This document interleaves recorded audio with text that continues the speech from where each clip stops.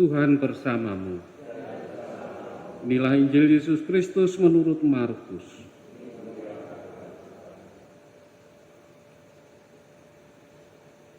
Sesudah memberi makan 5.000 orang, Yesus segera memerintahkan murid-muridnya naik ke perahu dan berangkat lebih dulu ke seberang di Betsaida.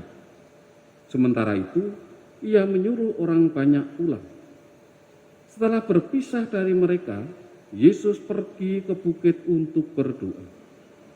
Ketika hari sudah malam, perahu itu sudah di tengah danau, sedang Yesus tinggal sendirian di darat. Ketika melihat betapa payahnya para murid mendayung karena angin sakal, maka kira-kira jam 3 malam Yesus datang kepada mereka berjalan di atas air dan ia hendak melewati mereka. Ketika melihat dia berjalan di atas air, mereka mengira bahwa ia adalah hantu. Lalu mereka berteriak-teriak sebab mereka semua melihatnya dan sangat terkejut. Tetapi segera Yesus berkata kepada mereka, "Tenanglah, aku ini, jangan takut." Lalu Yesus naik ke perahu, mendapatkan mereka dan angin pun reda. Mereka sangat tercengang dan bingung, sebab sesudah peristiwa roti itu mereka belum juga mengerti dan hati mereka tetap degil.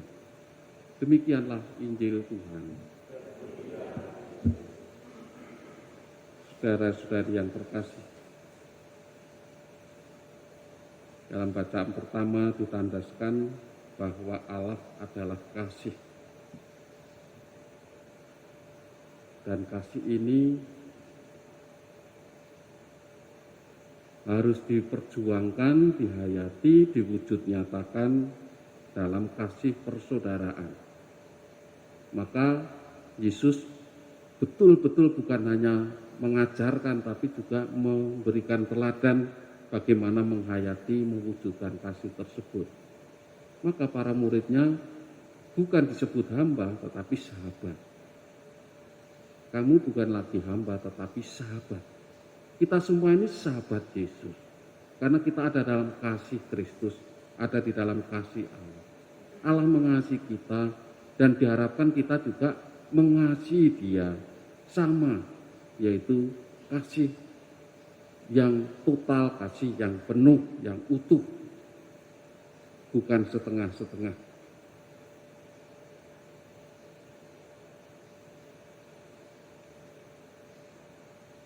Nah, masalahnya ketika di dalam bacaan dia dikatakan, meskipun telah melihat, menyaksikan sendiri apa yang dibuat oleh Yesus, banyak orang belum mengerti dan hati mereka tetap degil.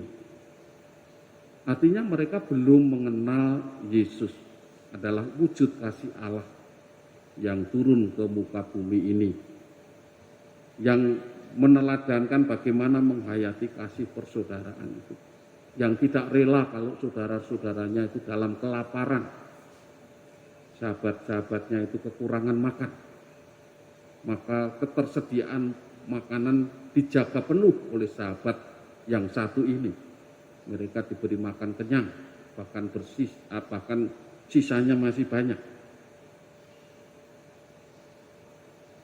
Artinya Tuhan tidak akan pernah membiarkan sahabat-sahabatnya itu menderita. Karena kasih itu memang membebaskan orang dari penderitaan, membebaskan orang dari ketakutan, bahkan membebaskan orang dari bahaya yang mengancam dan mematikan. Nah, dalam Injil Yesus berjalan di atas air laut.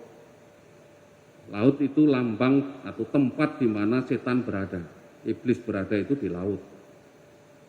Jadi roh Allah itu paling atas, roh kita itu paling bawah, jiwa kita, tubuh kita, dunia, lalu baru laut.